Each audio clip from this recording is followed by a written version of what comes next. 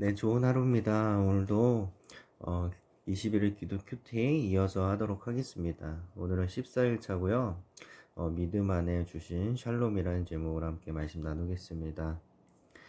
오늘은 로마서 5장 1절 말씀이고요. 어제까지 사사기 말씀을 보다가 이제 로마서로 이제 이어서 이렇게 보게 되었습니다.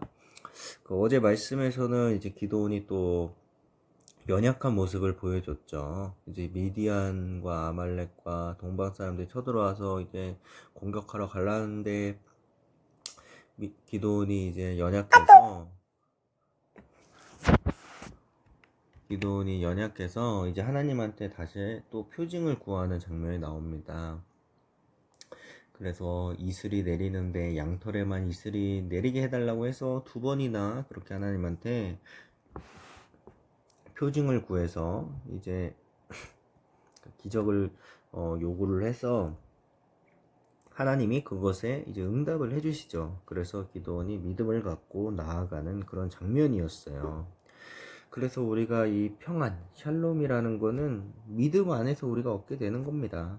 근데 이 믿음이라는 것은 우리 스스로 얻을 수도 있겠지만 우리가 연약하고 부족하고 믿음 없을 때가 많잖아요. 그럴 때는 기도원도 이 믿음 없음을 어떻게 얻었어요?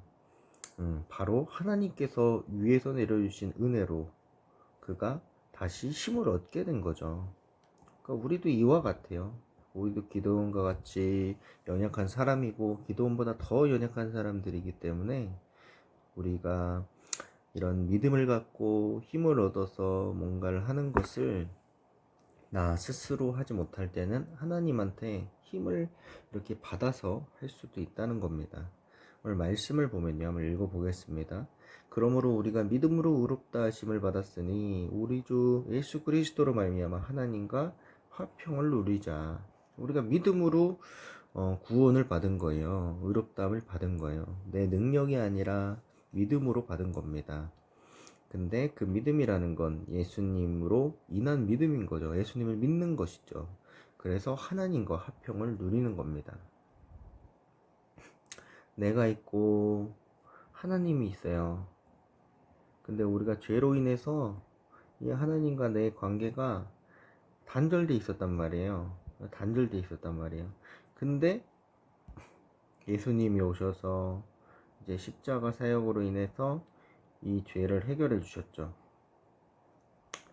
그래서 이제 하나님께 나아갈 수 있는 길이 예수님을 통해서 십자가를 통해서 열리게 됐단 말이죠. 그러므로 우리가 화평을 누리게 된 거예요. 죄 때문에 하나님과 내 사이가 가로막혀서 있었을 때는 화평이 없었어요. 근데 예수님 덕분에 이 죄가 해결되고 이제 우리가 화평을 얻게 된 겁니다. 이 화평이라는 거는 하나님께로부터 얻는 거니까 화평을 누릴 수 있게 되었다는 겁니다. 그래서 묵상 질문을 보면 우리는 무엇으로 따시를 받았나요? 믿음이죠. 우리는 누굴 통해 하나님과 화평을 누리게 됐나요? 예수님이죠.